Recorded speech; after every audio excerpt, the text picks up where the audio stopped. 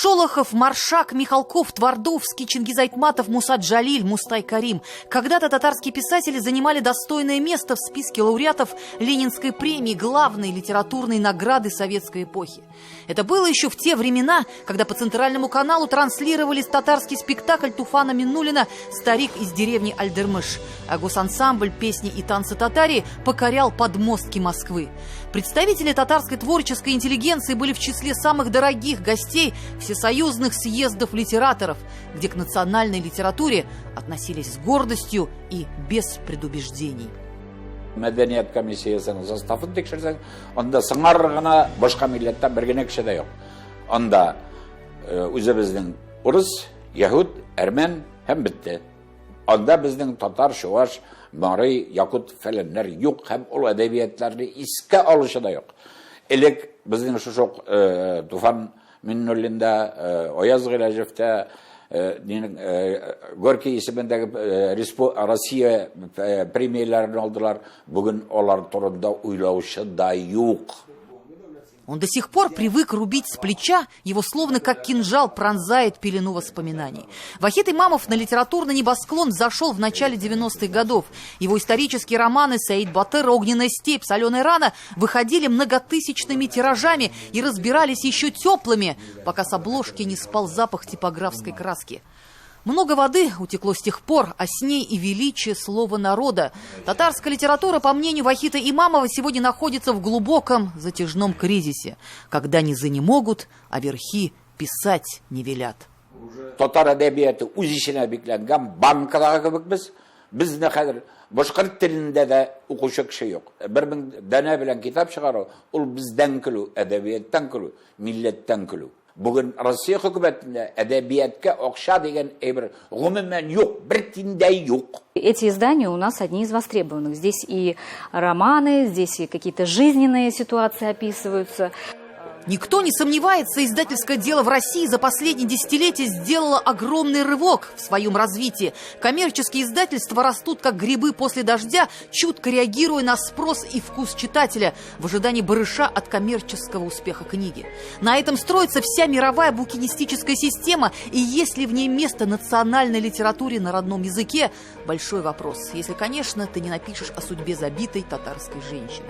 Многим писателям остается только рассчитывать на субсидию от государства. Это как манна небесная на эти ограниченные средства, которые, к слову, не индексируются уже многие годы. Издательством, делящим соцпакет, нужно постараться переиздать классику, детскую литературу и пролистать рукописи современных авторов. Наша задача талант этот найти, потому что в портфель издательства поступает порядка 300 рукописей. Вот из этих 300 рукописей найти самые-самые, это вот как раз-таки наша задача. Начало 20 века критики называют золотым периодом татарской литературы, который был связан, несомненно, с такими великими именами, как Абдулла Тукай, Фатих Амирхан, Галимджан Ибрахимов, Гаяз Исхаки. Каждое новое десятилетие, каждое новое преодоление татарского народа, которое было связано с теми или иными историческими событиями, выливалось в новую, белую, чистую тетрадь Муса Джалиля, Сибгат Хакима, Мухаммада Махдиева, Фатиха Амирхана. Даже в сложные 90-е годы наши писатели, наши борцы за национальную идею продолжали творить. Мусагид Хабибуллин, Нурихан Фаттах, Туфан Миннуллин, Роберт Миннуллин, Вахид Имамов. Какой же будет полка литературы 21 века? По мнению критиков, все-таки это сегодня некое собрание сочинений. Мы сегодня опираемся на наследие ушедшей эпохи и пока не имеем своего собственного лица.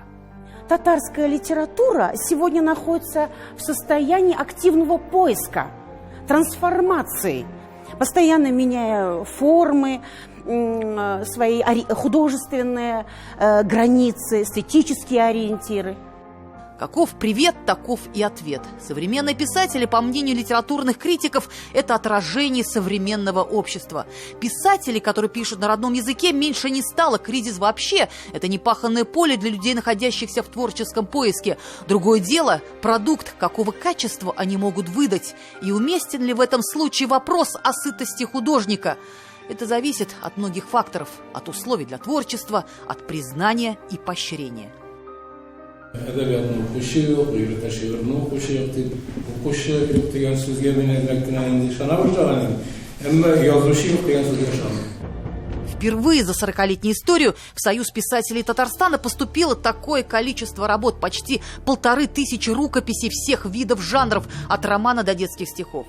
Конкурс, который был объявлен комиссией при президенте Татарстана по вопросам сохранения и развития татарского языка, получил, по мнению даже самых маститых писателей, невероятный отклик. И дело не только и не столько в материальной заинтересованности. Конкурс многим, по сути, дал возможность заявить о себе в большом литературном мире. Ведь по условиям лучшее произведение получит шанс появиться на книжной полке. Хисабына әдәбиятны кинәт кенә җанландырып җибәрү булды бу.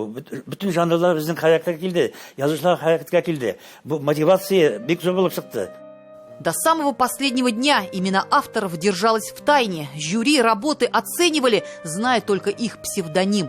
И когда были сброшены все маски, многие ахнули от удивления.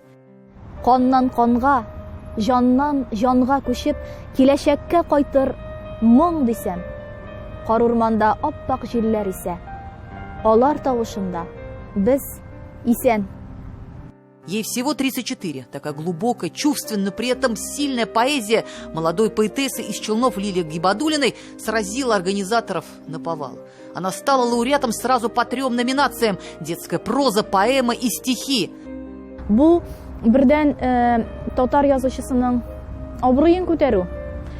Икенчедән, ул язучыга үзен кирәкле, кадерле итеп тану мөмкинлеге бирү. Һәм өченчедән, ул менә шул ук яшьләргә каләм шарлаучы яшь иҗат әһелләренә ул бит әле стимул да.